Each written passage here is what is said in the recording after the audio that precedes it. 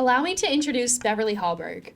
Beverly is the founder and president of District Media Group, a company that helps clients develop their communication skills and confidence to effectively deliver their message. Hallberg started District Media Group to help individuals present their best self for media interviews and public speaking engagements. District Media Group is now an internationally recognized communications consulting and media training group.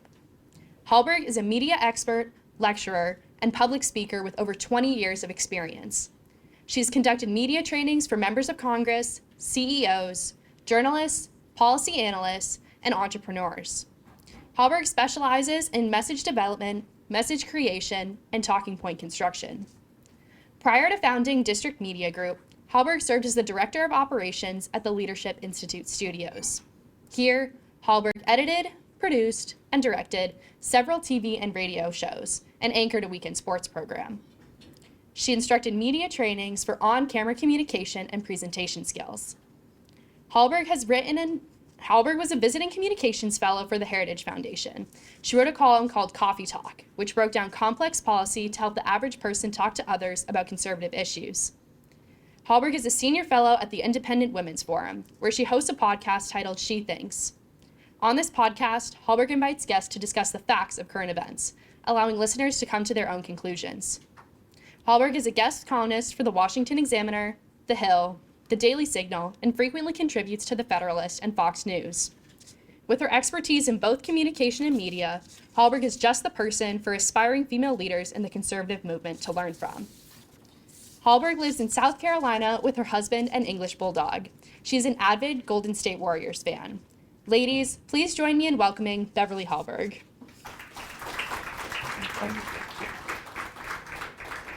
And it just happens to be the NBA Finals tonight, so I'm very excited. My team is in it.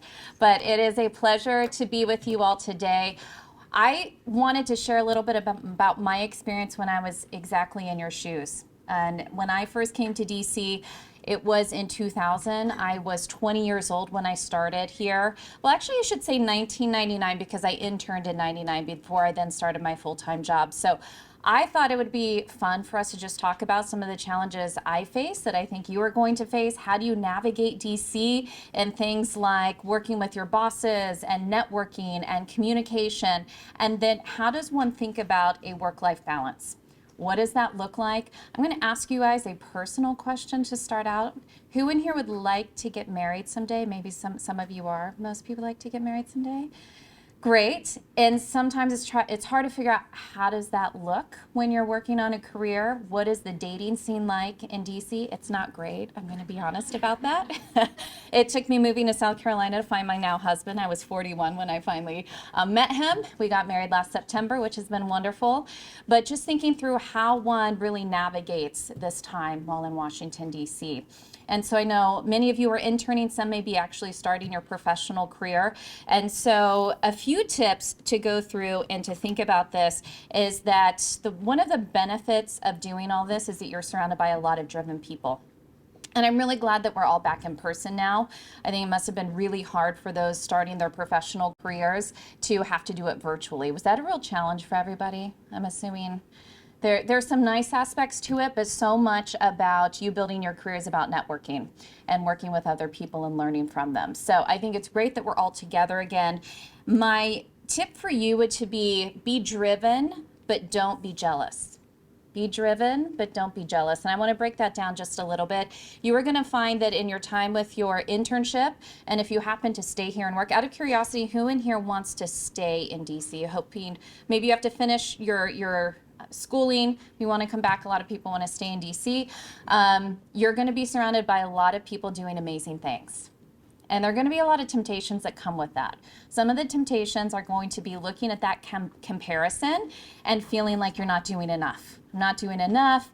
I have to do everything and work myself into a frenzy to be able to get to where I want to go. It's not necessarily true. Now, you should work hard. You wouldn't be here if you weren't hard workers and already driven. But one of the ways I see this manifest itself is that there's a lot of job hopping, where you stay at one place for 6 months and then another opportunity comes up and then you move to that job and then you keep moving to that job and that job. It won't eventually look good on your resume if you change jobs too quickly. So I'll just throw that out there just as a little tip. Be cautious about how often you change jobs, but I'm not saying you never should. When thinking about whether or not you should stay where you are, you should first of all ask yourself, are you still learning? Is this a place where I'm still learning certain skill sets, or am I in a job, am I in a position where they're not allowing me to learn and grow? So I think that's a good part. I'm very odd in that my first job out of college, which was at the Leadership Institute, if you all are familiar with them, we probably attend different sessions this summer at the Leadership Institute. It's a great training organization. I stayed there for 7 years, and that's unheard of for most people when they start in their careers. Yet now I own a business and we're doing great. It didn't damage my career in order to stay there for 7 years. And I had to continually ask myself this question: am I able to learn and grow here? There was a ladder I could keep moving up, and I had this really beneficial thing happen to me, which was I had a boss who thought freelance work was very important. So I had a full-time job, but was able to freelance and do other work on weekends and the evenings, and that proved to be really beneficial. So if you even think to yourself, I want to be a writer someday, I want to maybe own my own business, see if you're at a job that will let you write outside of it. I even have Evie Solheim, who works with me. She's in here. Yep, there's Evie. She's great. Evie has a column that she writes on her own outside of work, and it's doing great. The name of it again, give us some details. We'll give you some promotion. I kept it very straightforward, The Girl's Guide to DC. The Girl's Guide to DC. Check it out. Helpful tips on even where to find cheap clothes, consignment shopping, thrift shopping, dating advice, all those types of things. So check her out. But I find it beneficial to have somebody working with me who has other interests and does those types of things. But you could ask her at dinner tonight. She will be there. She was looking for a job that let her pursue other interests as well. As long as it doesn't compete with what you're doing full time, that's fine. I even have some people ask me on occasion, because I started my own business, they'll say, well, I want to be a writer someday. What do you recommend? And I say, well, do you write? They're like, well, not yet. Well, if you want to be a writer, you need to write. Whatever it is that you want to do, dabble in it. We all have opportunities to do that. So do think outside of the box. Ask yourself if you're in a job that's allowing you to learn. And within the job that you have, there is my next tip on this. Be somebody who comes to the table with solutions. Be somebody who comes to the table with solutions. I can say, as somebody who is a boss, it is really helpful when I have an employee come to me and doesn't just present a problem, but provide some solutions on how we can move forward. Say, I've been thinking about this. One solution or one thought I had is to do this. Another one is this. Please do not come to your boss just with problems. Come with solutions. Your boss will be very thankful for that. Another thing to think about in helping out your relationship with your boss and how that goes is do not complain about the work they give you, especially if they do it on their own. So if you say, well, I'm only making copies, well, I bet your boss on occasion makes copies as well. Realize that they're in a very hard position, and if you can make their job more helpful, you can be of help to them, respond to them well, you are going to be thought of as somebody who they potentially may even want to hire after the internship. What bosses are looking for is somebody to make their job easier, not harder. Because there is an investment in mentoring interns. There is time devoted to that. That's fine. A lot of us find value in doing that, but there should be something in return for it. So ask yourself, how can I help my boss not just create more work as they're mentoring me? So that's another tip that I would give. I want to talk about dressing for success, a little tip on dressing for success. Somebody who I think you can look to, who I think always just looks amazing, I'm sure all of you agree, is Dana Perino.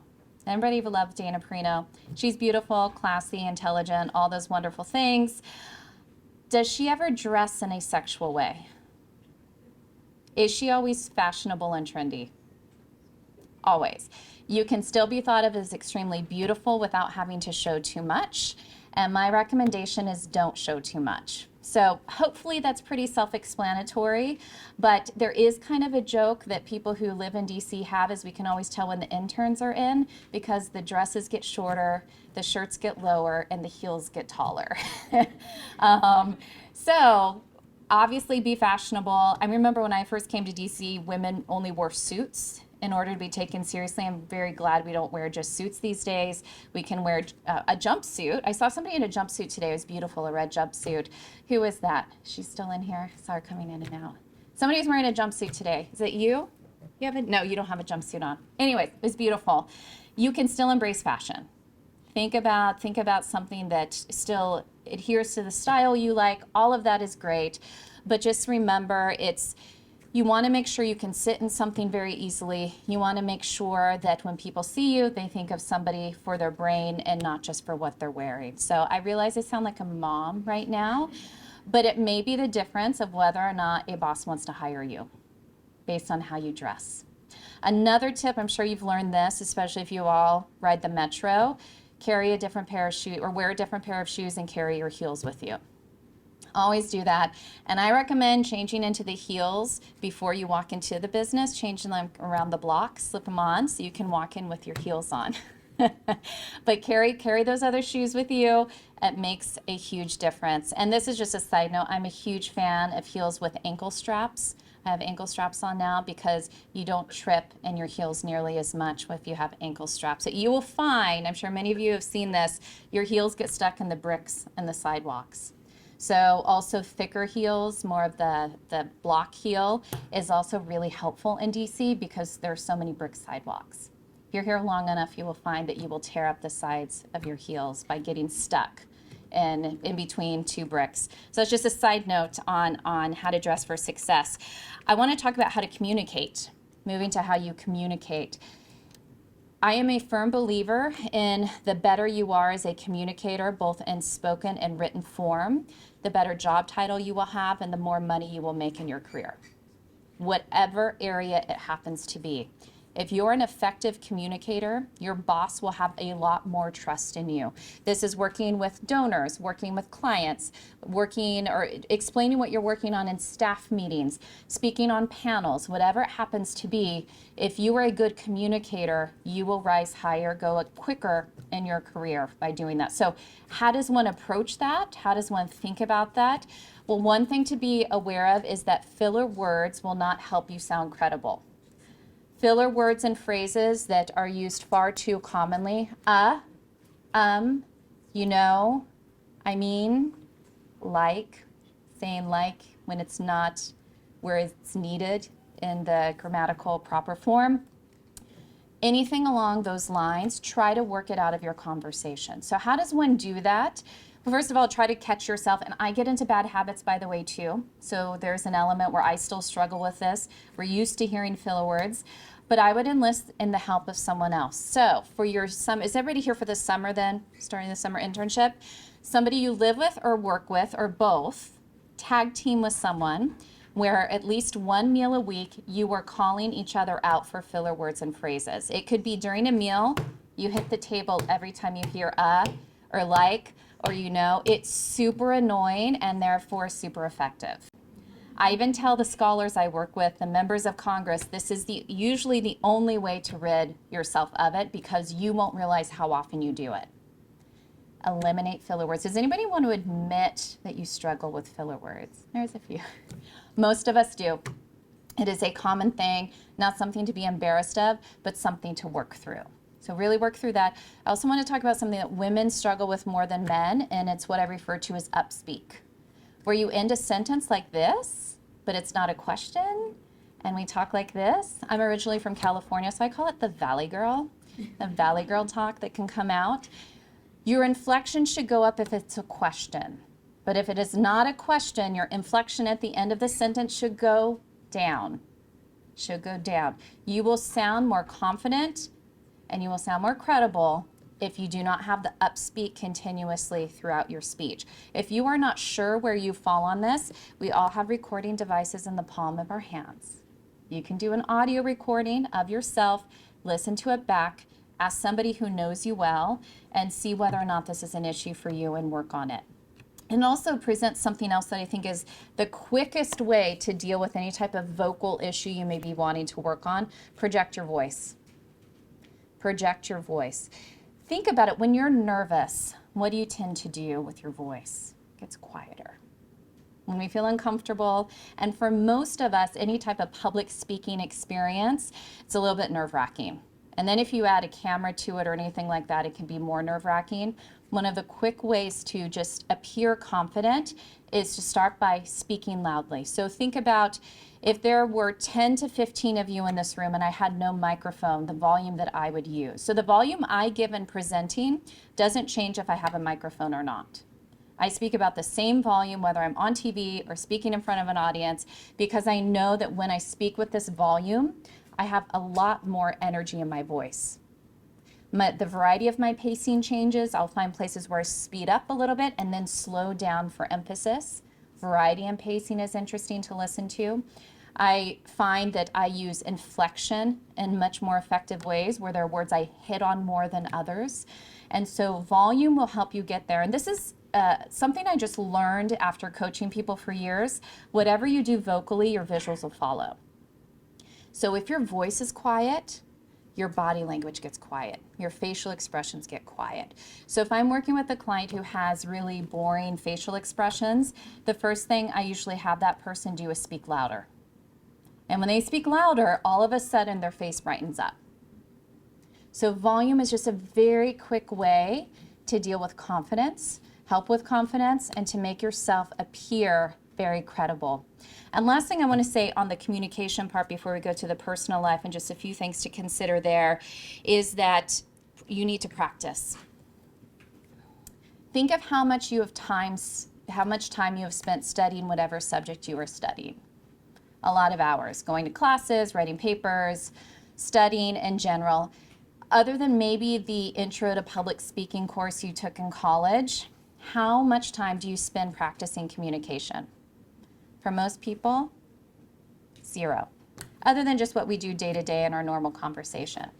Again, we all have cameras in the palm of our hands. You should record yourself, listen and watch it, play it back. So many of you may be introducing speakers over the summer, having to speak in staff meetings. It is not silly, it's actually wise to record what you plan to say in a staff meeting prior and listen to it back.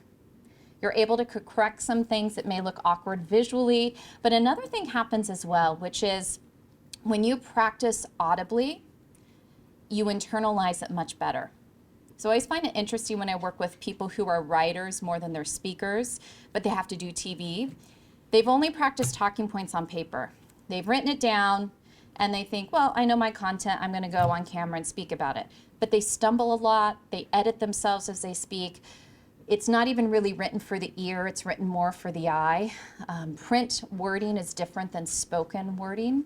You wouldn't put somebody's op-ed into a teleprompter and have them read it. It's a different way of communicating.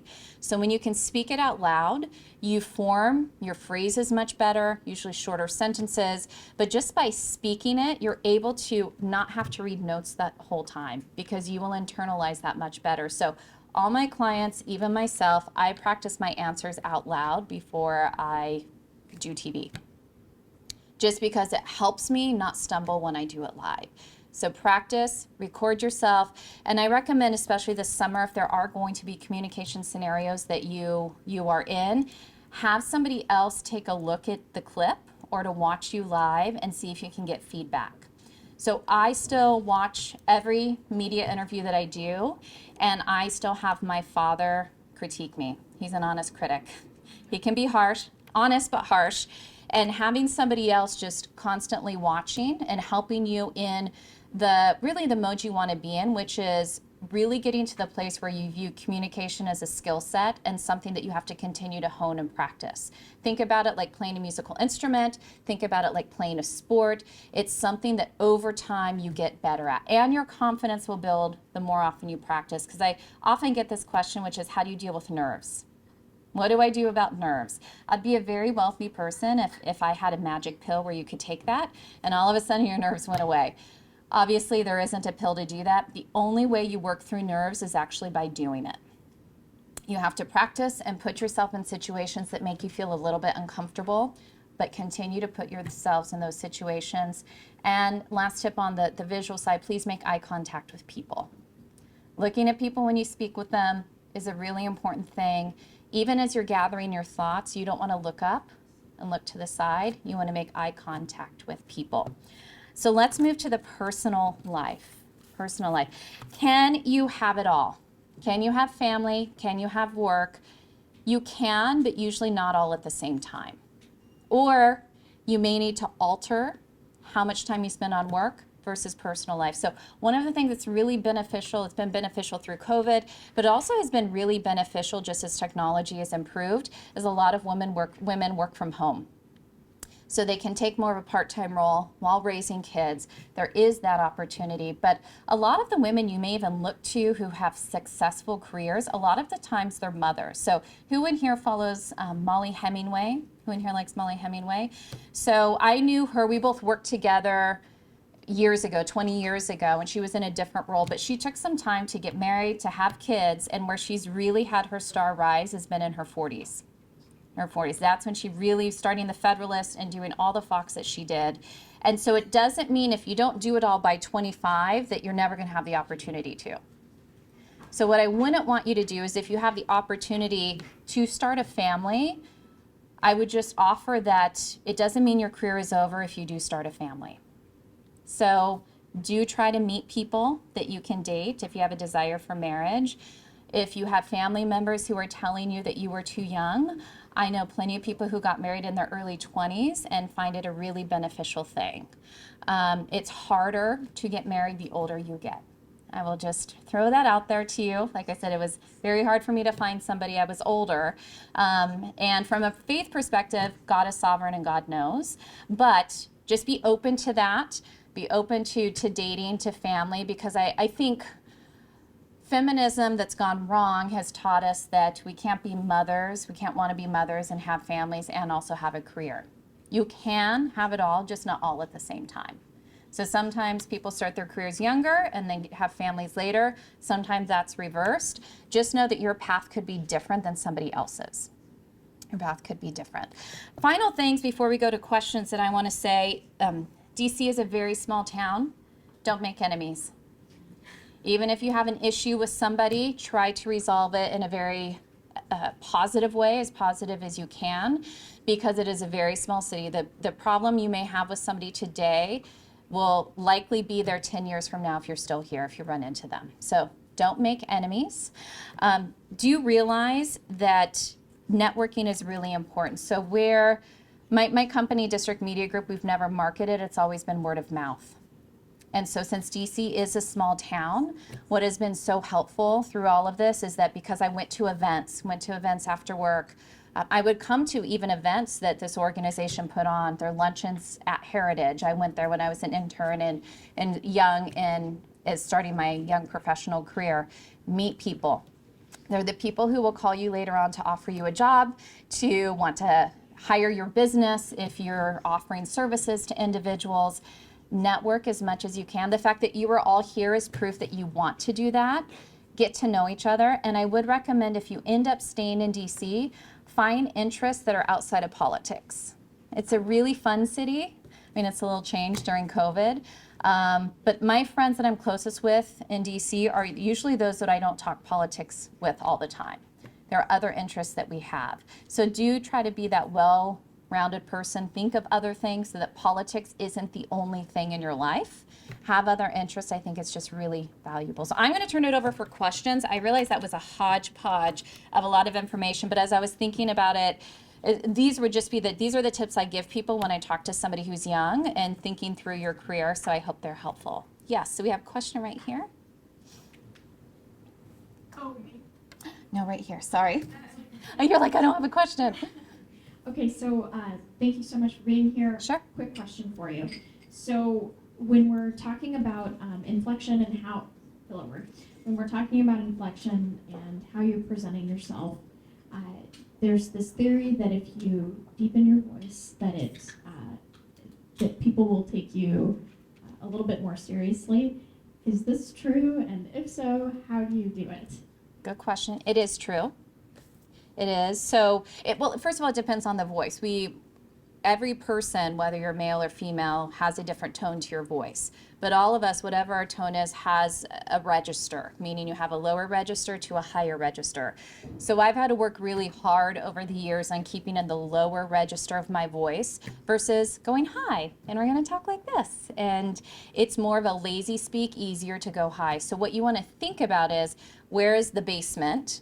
But it doesn't sound like I'm way down here. What still sounds natural and normal? And when you have inflection on certain words, you don't inflect, you inflect. It is still keeping within that lower tone, so that will help you. Now, part of that is just getting used to it. Volume will help as well, because it keeps you in that lower register.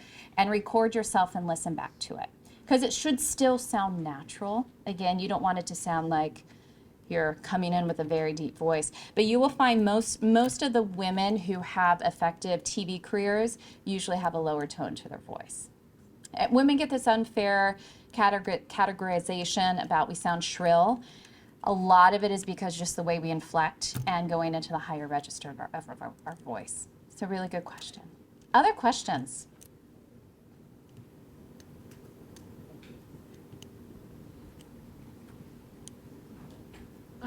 So I'm in a lot of male-dominated fields. I'm an Army cadet and entrepreneur, and we get a lot of criticism, especially in the Army, for presenting femininely. How do you balance presenting yourself while still embracing being a woman while not being disregarded immediately? Yeah, I think it's especially hard in the military because there is just the uniform look that they want, and so showing femininity, they want you to be thought of as a team and not as individuals. So it's a little bit trickier when you're thinking about it in those terms. So I don't think I can speak specifically to what the military would allow versus won't allow, because it is about not individuality, but people being as a unit. So there is that. As far as just if you are in a male-dominated field, which media has a lot of women in it, so I've worked with a lot of women, but I used to work on the video production side where we were in control rooms, and that was mostly male dominated. It is fine to be female and to embrace it. I think a lot of it came down to how I presented myself in clothing, to be honest. Your clothing, the way you dress, does say a lot about you. And so again, you can lead with fashion, you can lead with beauty. I think that's fine. You just don't want to lead with sexuality. So the women who have longevity, so even think of somebody else who you probably all follow, Katie Pavlich. She doesn't lead with sexuality. Her clothing is never low cut, but a lot of people think she's beautiful and really respect her. So it's figuring out that balance in clothing. So I am for embracing femininity. It's just not being forward with sexuality. Yeah, thank you for the question. Question right here.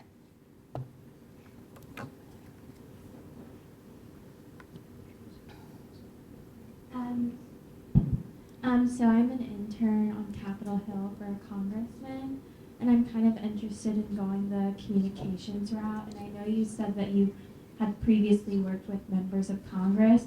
I was wondering if you ever had any experience working with like their staff, like their communications directors, their press secretaries, and what advice did you give them, or what exercises did you work with them on? Yeah. Are you currently interning for the comms department, or is kind of general with the team? Kind of general, but I have like I am going to be starting writing an op-ed. Great. Related to gun regulation, and gonna pitch that to our comms director. Great. So my biggest tip on how you can set yourself apart as an intern in your office is be a news junkie first and foremost. So a lot of people, especially young people, don't like to watch the news. You watch, TikTok or Instagram or whatever, but get cable, because members of Congress live and die by the cable networks. And also local stations. So I know even when District Media Group, when we hire people, we have had to put on any type of job application, you must be a news junkie, and I ask them what shows they watch. Because people say they like the news and they want to work in media, but they don't actually watch it. Now, there are a lot of online programs too. Of course, you have the Daily Wire with their programs, you have podcasts that have the video component, all those things, but be an avid news consumer. So that would be one tip right away. Because especially as you're writing op-eds, you have to be very quick on the news story itself. And so one of the ways you can prepare for that is if there are certain research areas that you are expected to write on, or let's say your boss, these are his or her issues, already have the bulk of the op-ed ready to go. All you need to change when news breaks is the opening couple paragraphs. There's another shooting. Here is our perspective on gun control or gun reform or why we don't need any of it, whatever it happens to be. You can have the bulk of it written, and that way you can turn it around really quickly. That'd be one tip.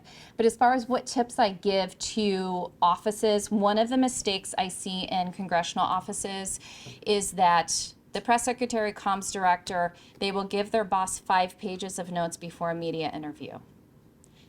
It's too much, too much. Now, I know why they do that.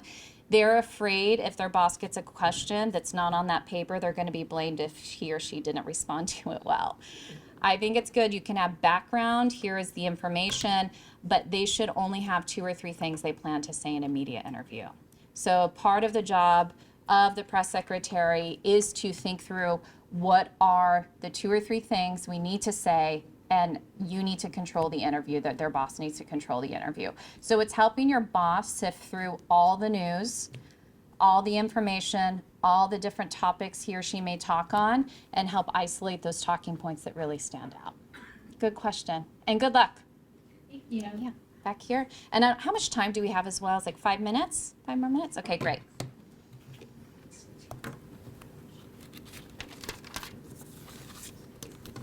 Hi, Hi. my name is Halima. I go to ORU and I am an intern for FreedomWorks. Great. And I know that you have a lot of We love experience- FreedomWorks at DMG. I know you have a lot of experience in Washington, and so Yeah. I just had a work question. Sure. So how would you suggest that we would be very helpful to our bosses without overbearing, like constantly nagging them? Like, Yeah. have something for me to do, have something for me to do. How can we be proactive and kind of interpret their needs before they're even asked? Yeah, that's a good question. And sometimes it's hard because they're not in the office very much. So it's trying to determine that. Pay attention to what they do ask you to do and make sure it's timely. Get back to them ahead of time and always say, what else can I do to help you? So part of it is completing the tasks they've given and seeing if they have anything else for you. Sometimes it's also just seeing, can you be a helping hand to other people in the office? Other things that need to be done, always being willing. Maybe there is a chief of staff or office manager. You're willing to help out whenever you can. Maybe it's not really your role, but so for example, FreedomWorks has different people fly in for their different events. Maybe that's not technically part of your internship responsibilities, but you stay and you help out. So there's just that being there, but of course you don't want to be creepy and like trying to figure everything out about your boss, and your boss feels a little bit awkward. But it's part of it is just being observant and listening to them. Don't bother them if it's clear they're busy. That'd be another thing. So keep yourself busy if you can tell they're in the middle of something, but just be observant. Yeah, good question. Other questions right up here?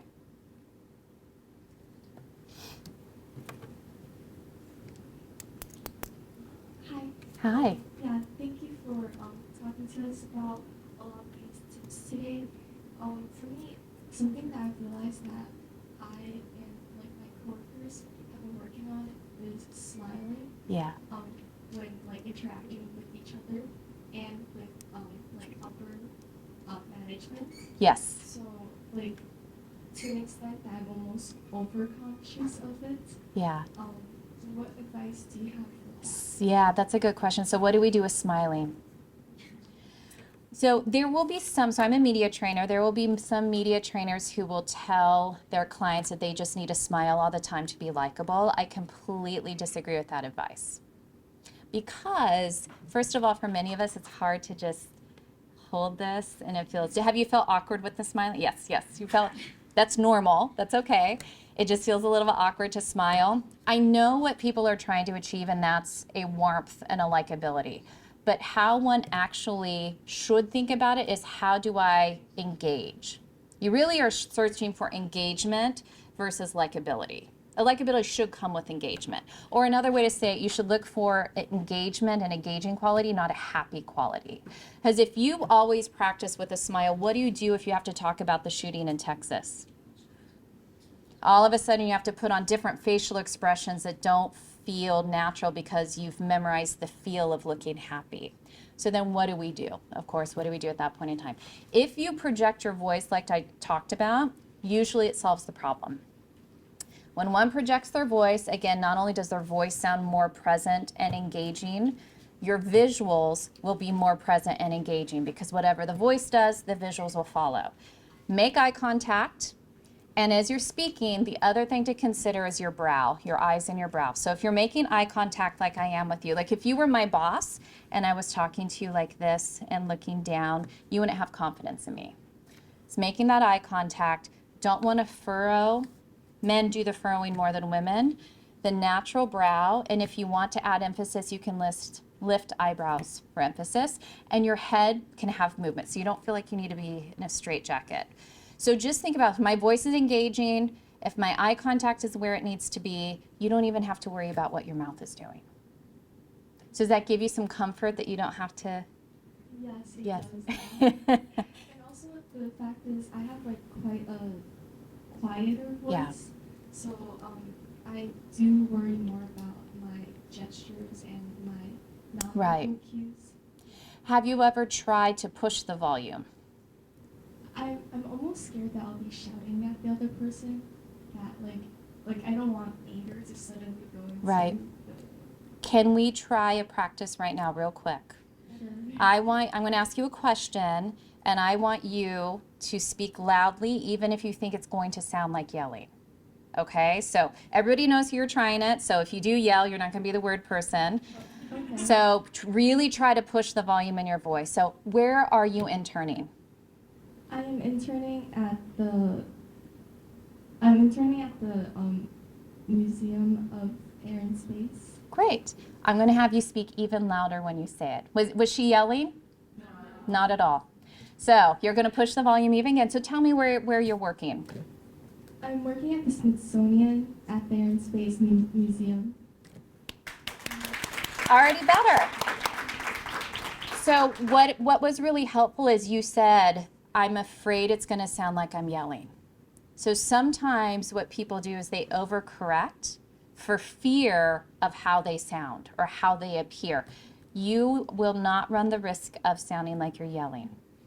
You're going to have to tell yourself, I have to yell at people in order to sound credible. You're just going to have to get used to it. And that's where the recording comes in handy, because you have to listen to it back and realize it doesn't sound like yelling. Because right now there's a fear of that, and that's why all of us have to work on those different areas. So thank you so much for your question. Thank you so much. You're welcome. Are we still okay on time? One more? One more. If we have one more. Yes. Morgan. Hello. Hi. It's too loud. How would you recommend that young women in DC be bold and gregarious and put themselves out there, but not be inappropriately brazen? I mean, part of it is just being true to yourself. Be who you are. Don't put on something else. But it would be similar to the question I got from the lady working at Freedom Works, which is, how do I help my boss? How do I get out there? Be eager, be willing, be helpful. Don't create more work for your boss because you're always asking them what you can do. So there is that balance of, you don't want your boss thinking, I always have to keep this intern busy and I don't have enough stuff for them to do. So try to read that well. So it's also a balance of being respectful, but just being helpful. So think about when you're really helpful to somebody in your family, or when you've been helpful in a job. What does that look like? Overbearing to me or brazen is when it demands its own way. So as long as you're deferential, it shouldn't be a problem. A really good question. Well, thank you all. I will also be at the dinner. Evie will be there as well if you want to talk to her about her little blog, which is awesome. But it's been a pleasure working with you all. I really hope you have a wonderful summer. By the way, DC gets really hot and humid, just so you know. But you can make it. It's okay. When you wear the sleeveless in the summer, take a sweater with you because all the buildings are freezing, which you have probably already realized. But that's a tip as well. Thank you so much.